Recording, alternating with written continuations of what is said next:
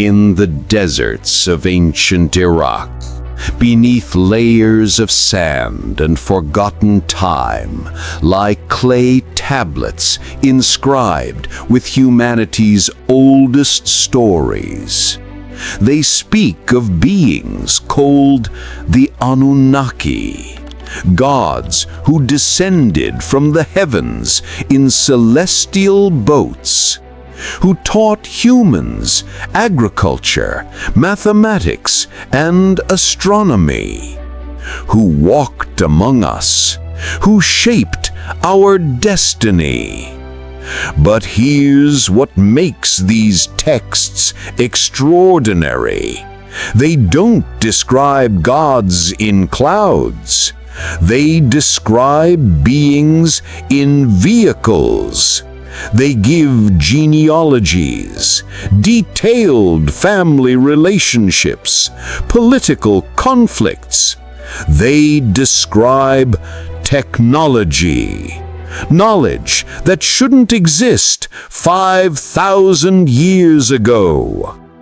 Were the Anunnaki metaphors for natural forces, personifications of planets? Or were they, as some researchers propose, visitors from the stars, extraterrestrial beings who guided or created human civilization?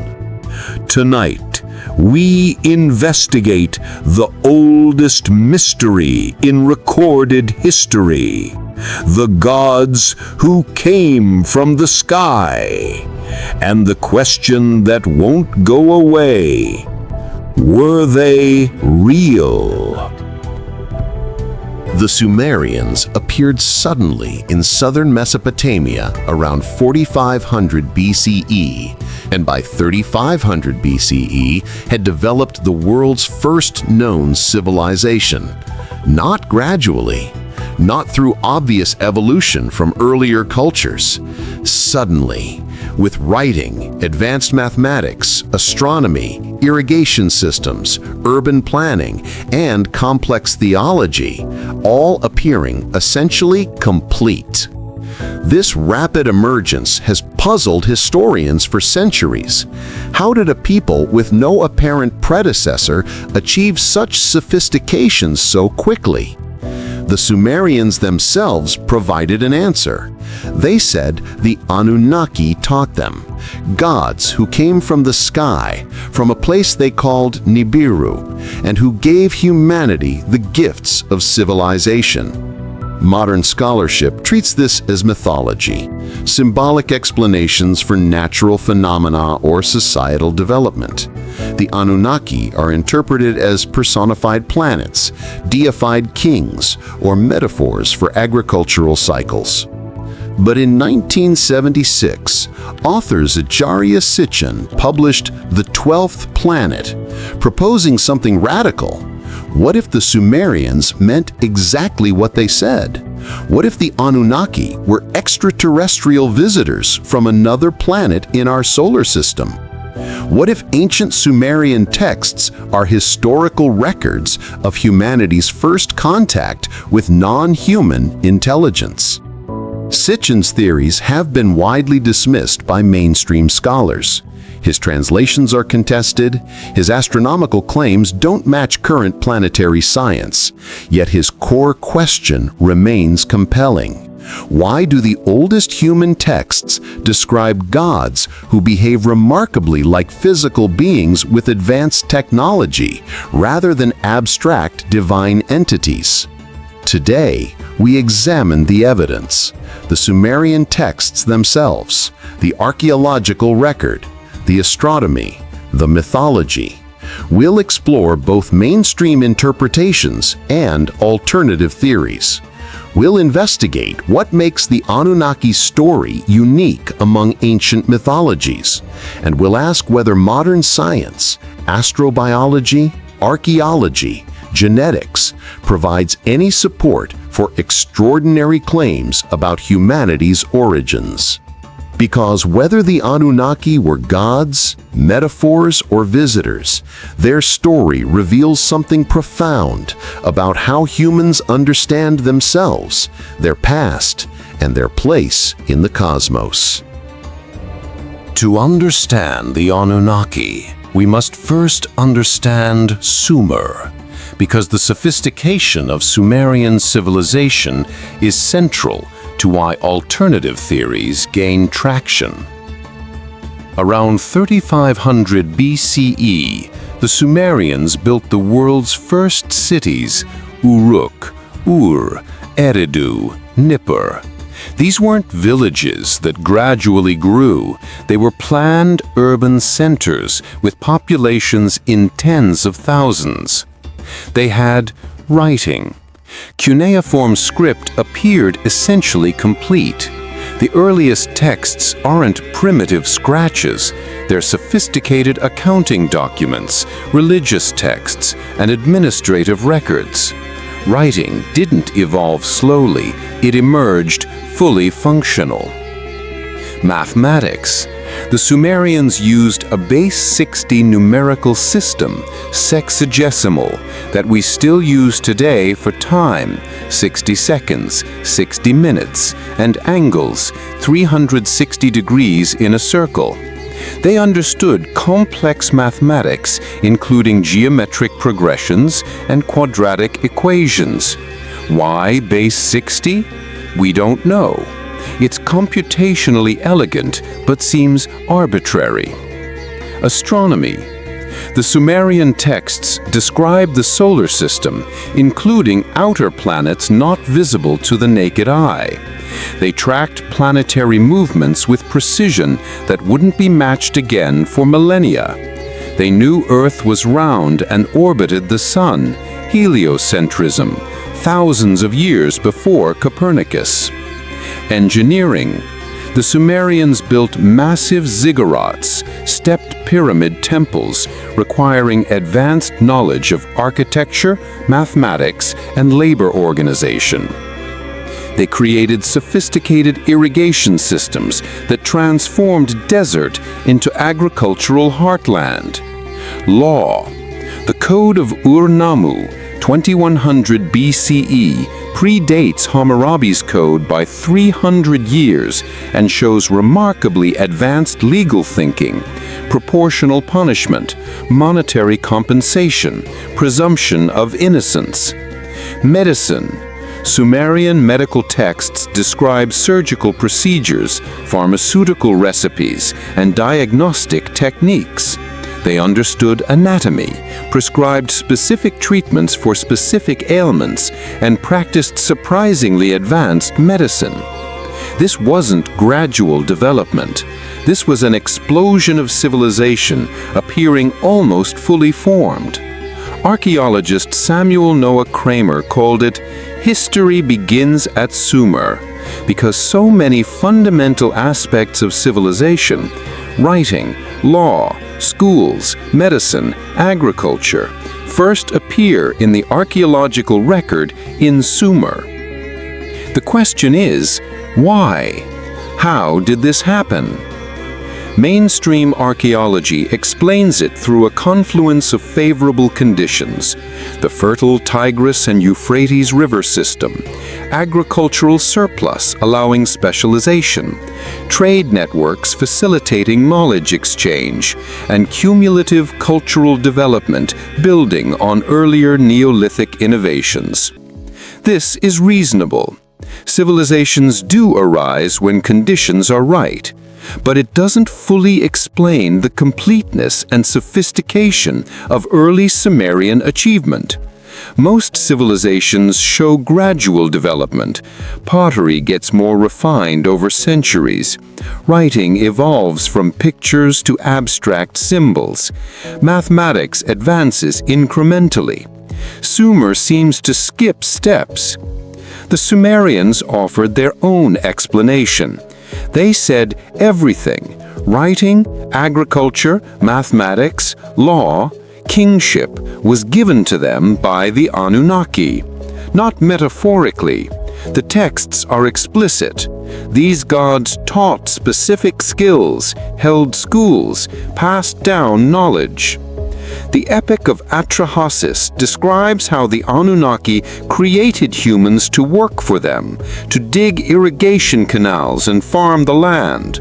The Sumerian king list claims early kings reigned for impossibly long periods before a great flood, after which kingship descended from heaven again with more realistic range lengths. These texts are mythology, but they're unusually specific mythology. They don't just say the gods did it. They provide details, genealogies, timelines, specific technological transfers. They read more like records than pure myth. Which brings us to the central question. Are these stories attempting to describe real events using the only vocabulary available? Or are they pure fiction that coincidentally sounds like a first contact scenario? The word Anunnaki appears throughout Sumerian, Akkadian, and Babylonian texts. It means approximately those who from heaven to earth came. Not those who exist in heaven, those who came from heaven to earth. The distinction matters. The Anunnaki aren't described as abstract, omnipotent deities. They're portrayed as physical beings with bodies, needs, emotions, and limitations. They eat and drink. They have children through biological reproduction. They argue, form alliances, go to war. They travel in vehicles described as boats of heaven or sky chambers. The texts provide a hierarchy. Anu, the Sky Father, king of the Anunnaki, who rules from a celestial realm. Enlil, Anu's son, who becomes Lord of Earth, associated with wind, storms, and authority. He's often depicted as stern, commanding, maintaining order. Enki, or Ea, another son of Anu, god of water, wisdom, and creation.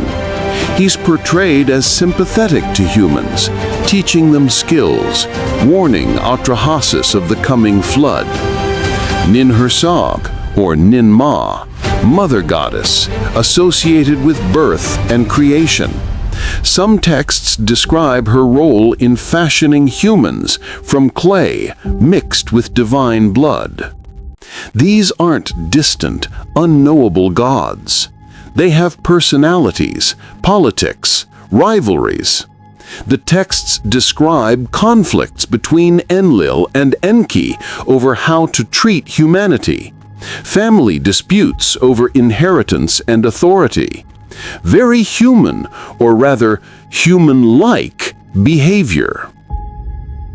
The Enuma Elish, the Babylonian creation epic, borrowing from earlier Sumerian sources, describes how younger gods, including the Anunnaki, rebel against elder gods, leading to cosmic conflict.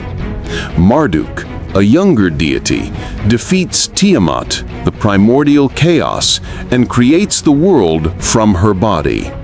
Then, humans are created from the blood of a slain god, mixed with clay, specifically to serve the gods and free them from labor. The Epic of Gilgamesh describes the hero's quest for immortality, during which he meets Utnapishtim, a human granted eternal life by the gods after surviving a great flood. Utnapishtim describes how Enki warned him of the gods' plan to destroy humanity, instructing him to build a boat, save his family and animals, and survive. After the flood, the gods realize they need humans for food offerings and labor, so they allow survivors to repopulate. These narratives are complex, internally consistent, and remarkably detailed. They're not simple nature myths. They describe genetic engineering, humans created by mixing divine essence with earthly clay, technological instruction, gods teaching specific skills, catastrophic events, a global flood deliberately caused by gods, moral conflicts, some gods wanting to preserve humanity, others wanting to destroy it, physical interaction, gods and humans coexisting, interbreeding, leading to Nephilim or demigods. The texts also describe the Anunnaki's home, Nibiru, described as a crossing planet or planet of the crossing. It's associated with Marduk and said to have an orbital period much longer than other planets. Some interpretations suggest it's a planet with a highly elliptical orbit that periodically enters the inner solar system. Zecharia Sitchin identified Nibiru with a hypothetical Planet X, a large planet beyond Neptune. He claimed Sumerian astronomy described 12 celestial bodies, sun, moon, and 10 planets, including Nibiru. Modern astronomy has not confirmed such a planet, though the search for Planet 9 continues based on unexplained orbital perturbations of distant objects. Whether Nibiru is real, metaphorical, or misidentified is debatable. But the texts are clear. The Anunnaki came from somewhere else. They arrived. They stayed. They left their mark. And curiously, many of their descriptions include details that sound technological. Boats that fly through the sky, weapons that thunder and flash like lightning, seeing stones that show distant places, objects that provide immortality or longevity. Are these mythological exaggerations? Or are they attempts to describe advanced technology using Bronze Age vocabulary? The most visible legacy of Sumerian civilization is the Ziggurat, massive stepped pyramid temples dedicated to specific gods. The most famous is the Ziggurat of Ur, but dozens existed across Mesopotamia. These weren't tombs like Egyptian pyramids. They were active temples with shrines at the top, where priests performed rituals and, according to texts, where gods would descend to interact with humans. The architecture is remarkable. Precision. Built with millions of mud bricks, ziggurats required sophisticated mathematics and engineering. They're oriented to cardinal directions with accuracy comparable to Egyptian pyramids. Scale. The Great Ziggurat of Ur was approximately 64 by 46 meters at the base and originally over 30 meters high. Built entirely of mud brick in a region with no stone, it has stood for over 4,000 years. Symbolism.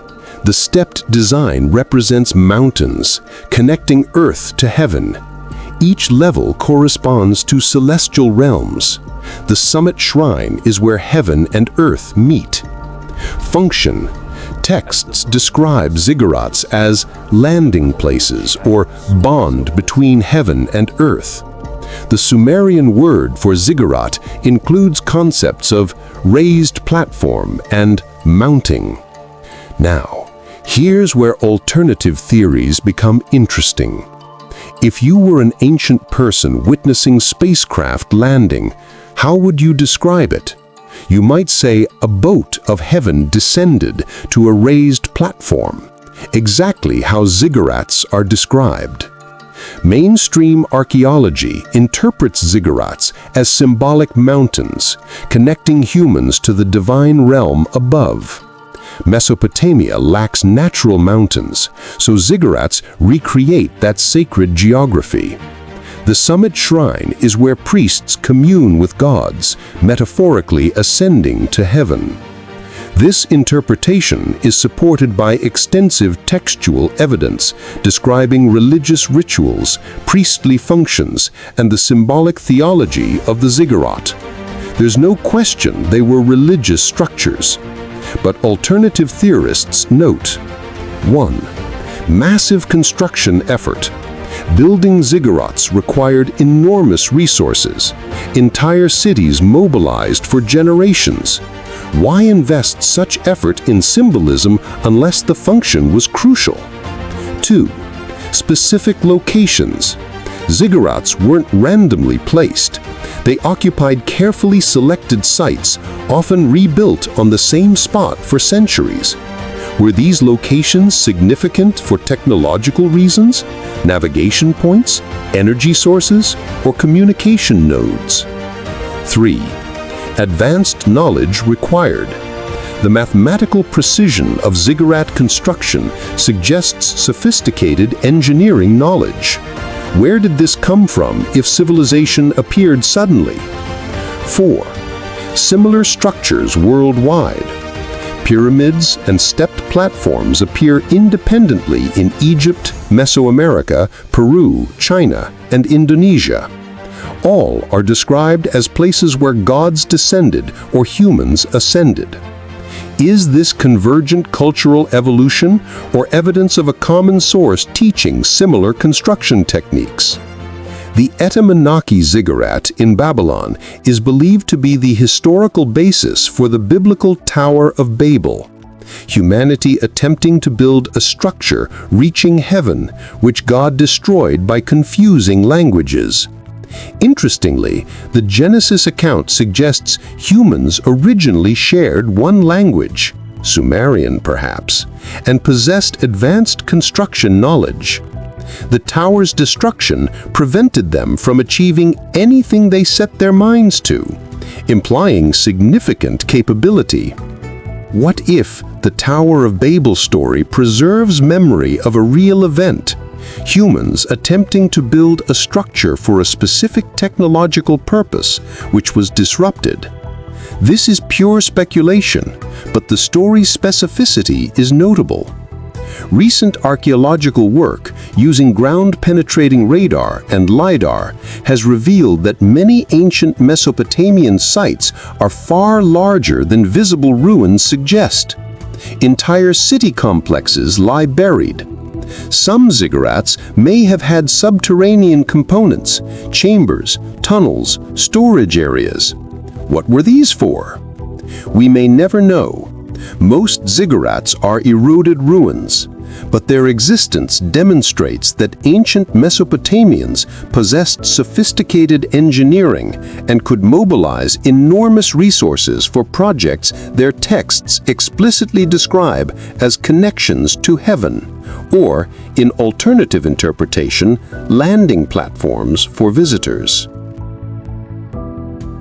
Let's address the hypothesis directly. Could the Anunnaki have been extraterrestrial visitors? Zecharia Sitchin built his theory on several pillars. 1. Sumerian astronomical knowledge. Ancient texts describe the solar system with remarkable accuracy, including planets not visible without telescopes. Sitchin argued this knowledge came from Anunnaki visitors who could observe the entire solar system. Modern assessment. Sumerian astronomy was indeed advanced, but descriptions of outer planets are subject to interpretation. Some identifications rely on creative translation. However, Sumerian astronomy did track planets accurately and understood heliocentrism long before it was discovered in Renaissance Europe. 2. Human genetic anomalies. Sitchin proposed Anunnaki genetically engineered Homo sapiens by combining their DNA with hominid species, explaining the rapid emergence of modern humans around 200,000 years ago. Modern assessment. Human evolution shows evidence of interbreeding with Neanderthals and Denisovans, but no evidence of non-terrestrial genetic material. However, the mechanisms driving rapid evolutionary changes in human brain size and cognitive ability remain partially unexplained. Natural selection explains it, but the timeline is remarkably compressed. 3. Ancient megaliths. Structures like Baalbek in Lebanon have foundation stones weighing over 800 tons, among the largest worked stones ever moved. How did ancient peoples transport and place them? Modern assessment. Ancient engineering was more sophisticated than often credited. Experiments show large stones can be moved with wooden rollers, levers, and immense organized labor. But some achievements remain at the edge of what we'd expect from Bronze Age technology. 4. Common myths. Flood stories, creation accounts involving gods mixing divine essence with earth, beings descending from sky. These appear globally. Sitchin argued this indicates real events witnessed worldwide. Modern assessment. Comparative mythology shows cultures do develop similar narratives independently. Floods, for instance, are universal human experiences, but the specificity of Mesopotamian accounts, detailed genealogies, technological descriptions, explicit statements of teaching and intervention is unusual. Now let's apply Occam's razor. What's the simpler explanation? Mainstream position. The Anunnaki are mythological. They personify natural forces, celestial bodies, and social institutions. Sumerian civilization developed through normal cultural evolution, building on Neolithic foundations. Advanced knowledge came from centuries of careful observation and accumulation. Texts describe gods in physical terms because ancient peoples anthropomorphized deities. This is almost certainly correct. It requires no extraordinary assumptions. It aligns with our understanding of how cultures develop, how mythology functions, and how civilizations emerge. Alternative position. The Anunnaki were extraterrestrial visitors who arrived on Earth during prehistory, finding early hominids and either A. taught them skills, accelerating civilization, or B. genetically modified them, creating Homo sapiens. This is extraordinary and requires extraordinary evidence. It assumes interstellar travel is possible and that aliens visited Earth precisely when humans were emerging. It requires we reinterpret archaeology, mythology, and human origins through a non-terrestrial lens. Here's the challenge. No physical evidence supports extraterrestrial visitation. No alien artifacts have been confirmed. No genetic analysis shows non-terrestrial DNA. No archaeological site demonstrates technology beyond ancient human capability, though some sites push those capabilities to their limits. However, and this is important, absence of evidence isn't conclusive evidence of absence. Ancient sites are still being discovered. Technologies degrade over millennia. If visitation occurred 10,000 plus years ago, what would remain? Modern astrobiology takes the possibility of extraterrestrial life seriously. The Drake equation suggests thousands of civilizations could exist in our galaxy. If even a fraction achieved interstellar travel, contact with pre-technological civilizations becomes statistically plausible over cosmic timescales. The Fermi paradox asks, if intelligent life is common, where is everyone? One answer, they visited long ago, during prehistory, and moved on. We're looking for current contact, when historical contact might have occurred and ended. Recent developments add nuance. UAP/UFO acknowledgement. The U.S. government has confirmed unexplained aerial phenomena exist, though not their origin. This doesn't prove ancient contact, but it opens discussion about non-human intelligence interacting with Earth. Oumuamua. The first confirmed interstellar object passing through our solar system, 2017, had unique characteristics, leading some scientists to speculate it might be artificial, though natural explanations are more likely. Technosignatures. SETI now searches not just for radio signals, but for technosignatures, evidence of advanced civilizations through their technological impact on environments. If aliens visited Earth, did they leave technosignatures we could detect? The scientific community remains skeptical of ancient astronaut theories, and rightly so. Extraordinary claims need rigorous evidence.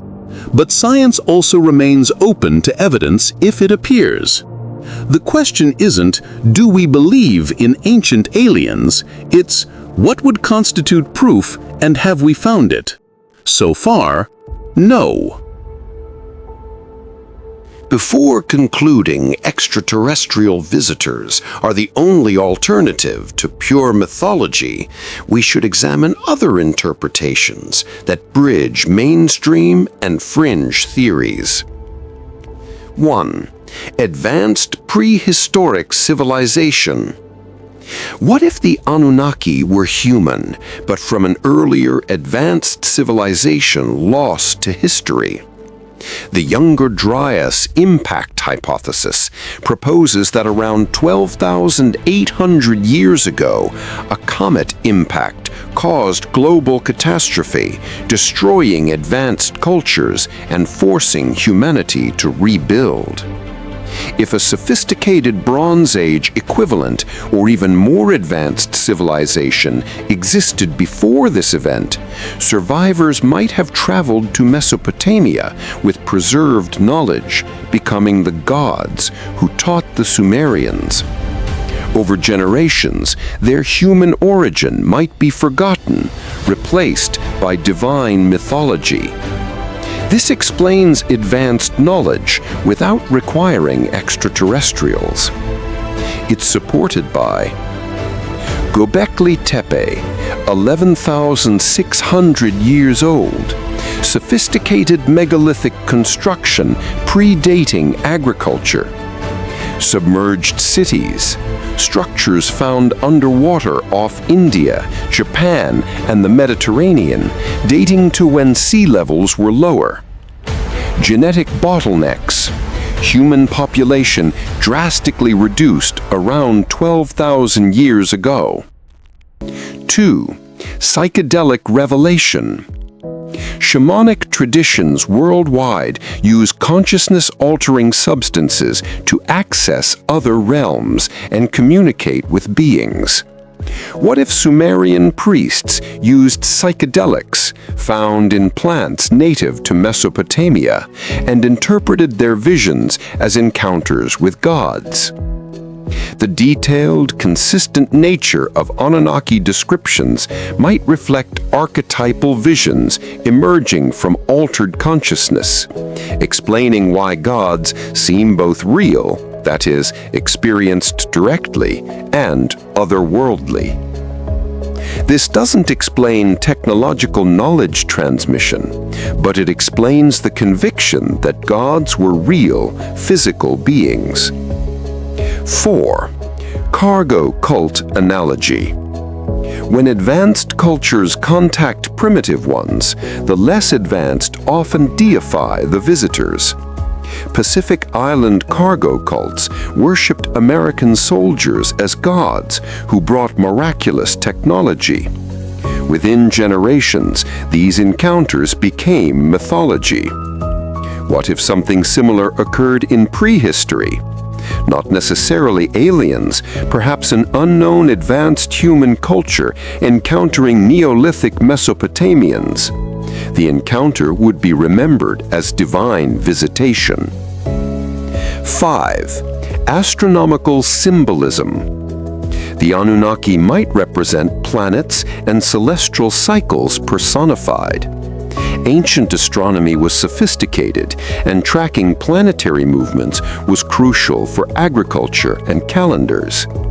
Enki equals Mercury, Enlil equals Jupiter, etc. Their descent from heaven describes planetary visibility cycles. This is the mainstream interpretation, supported by extensive textual analysis linking gods to specific celestial bodies. 6. Collective unconscious.